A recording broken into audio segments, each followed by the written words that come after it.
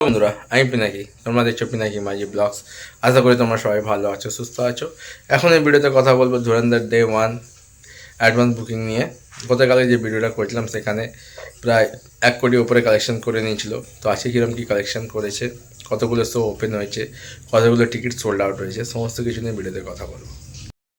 এবার যদি আসি ধুরন্ধর দেখো ডে 1-এ বক্স অফিস থেকে বেশ ভালোই অ্যাডভান্স বুকিং করেছে। গতকাল যে ভিডিও করেছিলাম সেখানে প্রায় 1,30,00,000-এর মতো অ্যাডভান্স বুকিং করে নিয়েছিল, কিন্তু শো সেরমভাবে পাচ্ছে না।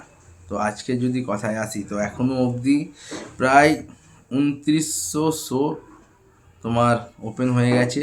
মানে এখনও অবধি 3,000 শো কিন্তু ধুরন্ধর পায়নি, যেটা কিন্তু একটা খুব চাপের বিষয়।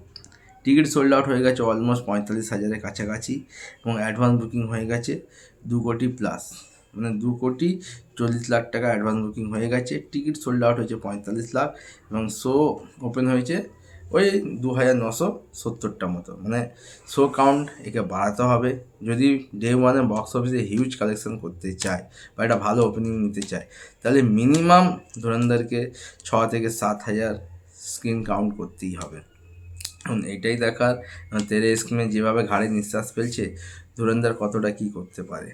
আর যদি 24 ঘন্টায় দেখি, ধুরন্ধরের 24 ঘন্টায় কিন্তু 31,000-এর মতো টিকিট সোল্ড আউট হয়েছে।